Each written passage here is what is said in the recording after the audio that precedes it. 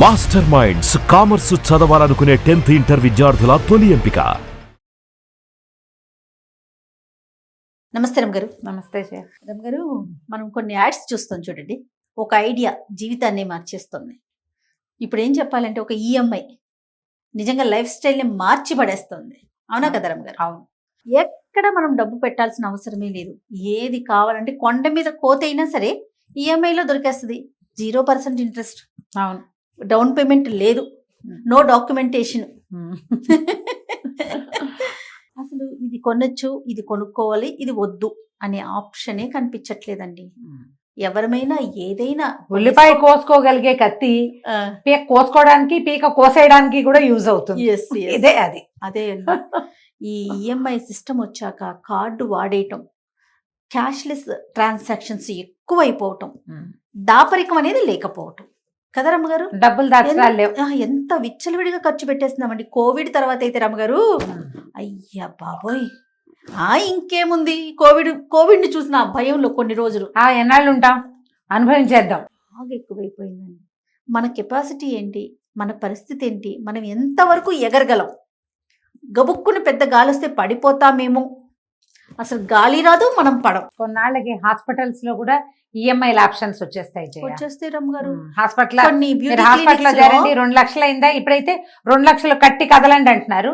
కొన్నాళ్ళు వేయక కట్టక్కర్లేదు, సగం కాస్త కట్టుకోండి నెల అని కూడా అంటారు. కొన్ని క్లినిక్స్ లో, కొన్ని ఎడ్యుకేషనల్ ఇన్స్టిట్యూషన్స్ లో నేను చూసాను రమ్మగారు ఈఎంఐ ఆప్షన్ ఉందట. చూసావుగా, ఈ మధ్య చాలా చోట్లకి వెళ్ళావు కదా. నాకు ఎడ్యుకేషనల్ ఇన్స్టిట్యూషన్ లో ఉందంటే పర్వాలేదు, చదువుకోవడానికి అవకాశాలు కదా, ఒకేసారి కట్టుకోలేని వాళ్ళకి చాలా మంచి ఆప్షన్ అనిపించింది. ఏమీ వాడేస్తున్నారండి పిల్లలు. వాళ్ళ జీతాలేమో 20,000, 30,000, 35,000. వాడి దగ్గర ₹1,00,000 ఫోన్ ఉంటుంది. ఏంటంటే ఈఎంఐ అంటాడు. మేము కొనుక్కోకూడదా? మేము మాత్రం కొనుక్కోకూడదా, మాకు మాత్రం అనిపించే జీవించద్దా, వాళ్ళలాగా మేము ఉండద్దా, మీరైనా ఉండాలి, అలాంటివి చాలా చెప్తారు. కాకపోతే ఏదైనా విపత్కర పరిస్థితి వస్తే ఏం చేస్తారు, చట్టుకుని ఉద్యోగం పోతే ఏమవుతారు, ఈ ఈఎంఐలని ఎలా మీట్ అవుతారు? అప్పుడు వీళ్ళు అప్పు చేస్తారు. కాల్ మనీ అని, బోల్ మనీ అని వెళ్తారు. కాల్స్ బోల్స్ చివరికి వీళ్ళని ఎక్కడికి తీసుకెళ్తే కష్టం వైపుకి వీళ్ళు తీసుకుపోతూ ఉంటాయి. అవునండి, వెళ్ళిపోతుంది అంతే. ఇంకా ఇప్పుడు ఇది సీరియస్ అంశం, సీరియస్ అంశమే.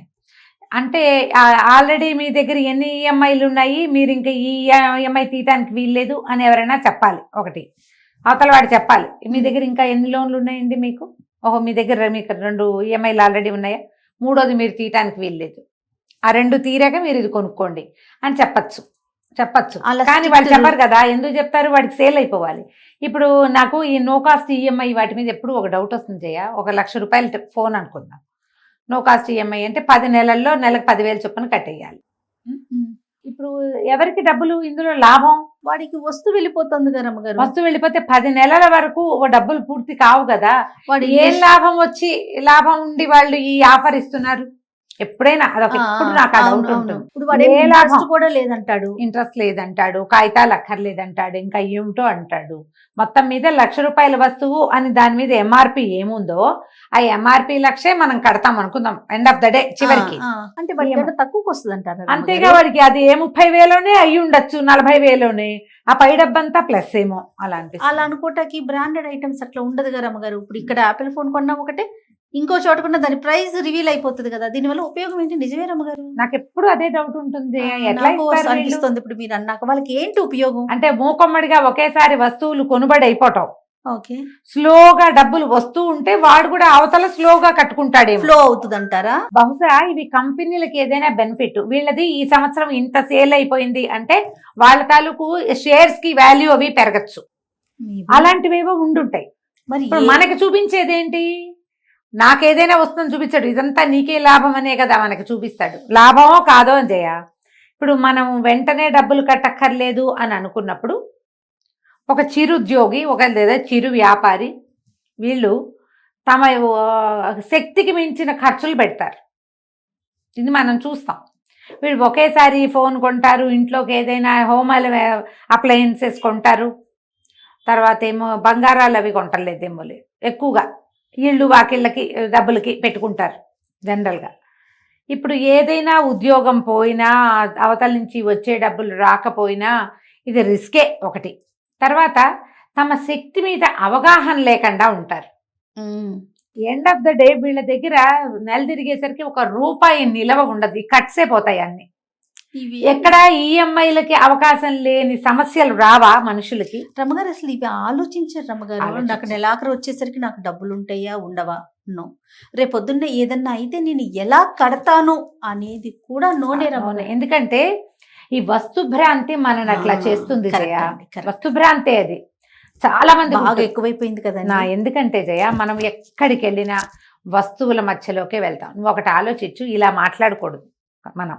కానీ మనం ఆలోచిస్తే ఎవరింటికైనా వెళ్ళామనుకో, వాళ్ళు ఎంత చక్కగా మాట్లాడారు, ఎంత ప్రేమగా ఉన్నారు అనే పాయింట్లు చాలా చిన్నవి అయిపోయినాయి, చిన్నవి.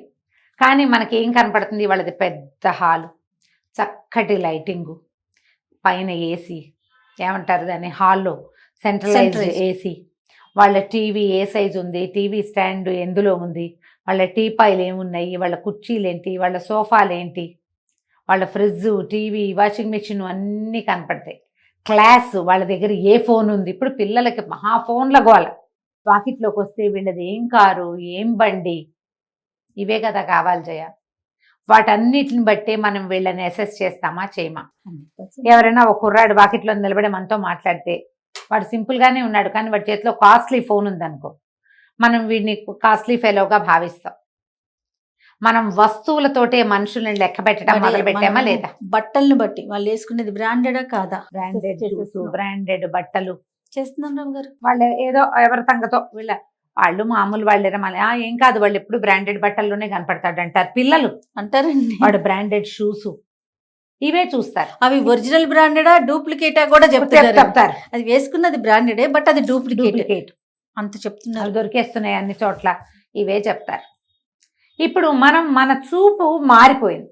ఇప్పుడు ఎదుటి వాళ్ళ చూపుకి మనం బాగా కనపడాలంటే మన దగ్గర వస్తువు ఉండి తీరాల్సిన రోజులోకి వచ్చాము ఇప్పుడు.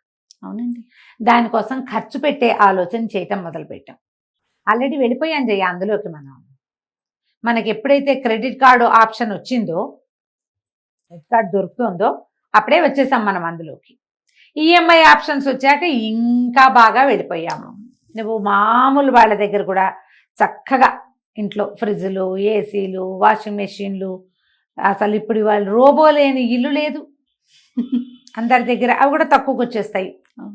ఈ వస్తువులన్నిటినీ మెయింటెనెన్స్, వ్యవహారాలు ఓ కష్టం, వీటన్నిటికీ ఈఎంఐలు ఇంకో కష్టం. ఇల్లు కొనుక్కోవటము, ఈ కొనటాల్లోనే ఉన్నాం మనం, దాంట్లోనే మన కథ తిరుగుతూ ఉంది. ఎప్పుడైనా సరే బ్యాంక్ బ్యాలెన్స్ ఒక ఇంత అమౌంట్ అని ఖచ్చితంగా ఉండాలి. ఇది ఒక నియమంగా పెట్టుకోవాలి. నువ్వు ఎంత ఈఎంఐ అయినా కట్టు, నీ అంకె మాత్రం అక్కడ తరగకూడదు. అంకె ఫిల్ చేసి నువ్వు ఏదైనా చేయాలి. ఈ రూల్ కనుక మీరు పెట్టుకుంటే రేపొద్దున ఏదైనా విపత్కర పరిస్థితి, మీ ఉద్యోగం ఈ నెలలో ఊడిపోయినా, మీకు ఏదైనా కొత్త ఖర్చు వచ్చినా ఆ కనపడుతున్న అంకె ఉంది కదా, అది మిమ్మల్ని కాపాడుతుంది. అంటే ఇది సందర్భం అవునో కాదో చెప్పొచ్చో చెప్పకూడదు తెలియదు, కానీ బ్యాంకు బ్యాలెన్స్ విషయం తర్వాత సంగతి అండి. కనీసం ఒక హెల్త్ పాలసీ ఉండాలి, నియమం అన్నా పెట్టుకోవాలి. బాగుండు. హెల్త్ పాలసీ కూడా ఉండాలి. ఎంత ఇబ్బంది పడుతున్నారో తెలుసా రమ్మగారు? అవునమ్మా. హెల్త్ పాలసీ లేక, ఒక చిన్న పాలసీ కనీసం లేక, చిన్న చిన్న ఉద్యోగాలు చేసే వాళ్ళకి హాస్పిటల్కి వెళ్ళారంటే లక్షల్లో చాలా ఇబ్బందులు పడుతున్నారు. ఇబ్బంది. అందుకని ఈఎంఐలో ఏమైనా కొనుక్కునే ఆప్షన్లు మీ జీవితంలో స్టార్ట్ అయితే, ఎవరికైనా ఉద్యోగాలు మొదలైనవి, మనం అవి కొనుక్కోవచ్చు, ఇవి కొనుక్కోవచ్చు. వాటితో పాటుగా ఒక పాలసీ చేసి పెట్టి, ఫస్ట్ హెల్త్ పాలసీ ఒకటి, జనరల్ ఇన్సూరెన్స్ ఒకటి, ఇవి రెండు ఉండాలి. ఈ రెండిటికి మీరు కట్టే డబ్బులు మిమ్మల్ని చాలా సందర్భాల్లో కాపాడతాయి, ధైర్యంగా ఉండగలుగుతాం. అండ్ రెండోది, మోర్ ఓవర్, మీరు ఈఎంఐలో కొనే ఏ వస్తువు మిమ్మల్ని ఏ సందర్భంలోనూ కాపాడదు. ఎందుకంటే మనం టీవీ కొంటామా ఈ సంవత్సరం, వచ్చే సంవత్సరం దాని వాల్యూ 2000. ఫ్రిడ్జ్ కొంటాం, వచ్చే సంవత్సరం ఎక్స్చేంజ్లో దాని వాల్యూ 2000. మీ ఫోన్లు సగం రేటు కూడా కొనరు, ఎవరికైనా ఇంట్లో వాళ్ళకి ఇచ్చేయటం బెటర్. 3 ఏళ్ళు అయ్యాక స్లో అయిపోతాయి. ల్యాప్టాప్లు అంతే, అసలు ఈ మొత్తం గాడ్జెట్స్ అన్నీ అంతే జయ. ఏవి మనం ఎక్స్చేంజ్లో ఇవ్వచ్చు, కానీ ఎక్స్చేంజ్లో నీకు ఎంత ఇస్తాడు? నువ్వు 1,00,000 పెట్టుకుంటే నీకు 50,000 ఇస్తాడు కాదు. అదే మీరు 1,00,000 పెట్టి ఒక 10 గజాల స్థలం కొన్నారు, ఎక్స్చేంజ్లో ఎంత వస్తుంది మీకు? ఎవరితోటైనా కలిసి ఏదైనా కొనుక్కోండి. ఇప్పుడు డబ్బులు మదుపు ఎలాంటి చోట పెట్టాలి? పెరిగే చోట పెట్టండి. ఈ కొనడం తప్పిస్తే డిప్రిసియేషన్ తప్ప ఇంకా ఏది లేని వస్తువు భ్రాంతిలోకి పడదు. వెళ్ళదు. అవసరాలు ఉంటాయి అందరికీ, మనకు అవసరాలు ఇస్త్రీ పెట్టె కావాలి, మిక్సీ కావాలి, గ్రైండర్ కావాలి, వాషింగ్ మెషిన్ కావాలి, వ్యాక్యూమ్ క్లీనర్ అన్నీ కావాల్సిందే. లేకపోయినా పర్వాలేదు అని అనిపించినవి మానేయండి, అవసరాలు కొనుక్కోవాలి. కానీ ఇవి ఏటా మార్చేయాలనుకోవద్దు. బజార్లో ఒక కొత్తది వచ్చిందని కానీ మనం ఉద్రేకపడకూడదు. అప్పుడు కొంచెం ఖర్చులు తగ్గుతాయి. మంది పాడైపోతే, పనికి రాకపోతే అప్పుడు ఎందుకంటే నువ్వు పాడైపోయిన వస్తువు అయినా వాడిన వస్తువు ఎప్పుడు దాని రేటు తక్కువే. అంతే. పాడైపోయినా సరే వాడు ఏదో వెయిట్కి తీసుకుంటాడు, పర్వాలా, అది నయమే. వాషింగ్ మెషిన్లో అవి కనీసం 12 years వాడుకోవచ్చు. 5 ఏళ్ళకి 4 ఏళ్ళకి వాటిని మార్చొద్దు, ఫ్రిడ్జ్లు మార్చొద్దు, 10 years మినిమం. అవును. అవి అవసరం లేదు వాటికి. ఫోన్లకు కూడా ఒక టైం పెట్టుకోండి, అదంతా మీ చాయిస్ అనుకోండి. కానీ ఇలా ఆలోచించండి. ఎస్. ఏదైనా మీరు ఖర్చు పెట్టగలము అంటే కనుక ఈ ఈఎంఐ కట్టగలిగే కెపాసిటీ ఉన్న వాళ్ళు ఎల్ఐసిలో హెల్త్ ఇన్సూరెన్స్ కూడా పెట్టుకోండి, తీసుకోవచ్చు కదా. చాలా. ఓ 4 గ్రూప్లో ఏమైనా సైట్లు కొంటున్నారంటే నమ్మకస్తులేమో చూసుకుని 4 తరి చూసుకుని కొంత డబ్బును అక్కడ మదుపు పెట్టండి. రేపు మర్నాడు మీరు ఒక 5 లక్షలు 4 లక్షలు పెడితే అదో ఏ 20 రావచ్చు. ఏ చదువుకో అవసరాలకో అవి ఉపయోగపడతాయి. ఈఎంఐ కట్టగలిగే కెపాసిటీ ఉన్నప్పుడు అక్కడ కూడా కట్టచ్చు కదా మనం. అవును కదా. వస్తు భ్రాంతే మనని వీటి వైపుకి పూరికొల్పుతోంది. దాని నుంచి భ్రాంతి ఉండాలి, అంత భ్రాంతి ఉండకూడదు. కొంత భ్రాంతిలో ఉండి కొంచెం కేర్ఫుల్గా ఉంటే మనం ఈ అతి ఖర్చులు నెల తిరిగేసరికల్లా ఏం చేయాలరా దేవుడా అనే టెన్షన్ వచ్చే పరిస్థితి లేకుండా ఉంటుంది. ఆలోచించి వైజ్గా ఖర్చు పెట్టండి. నమస్తే రమ్య. నమస్తే.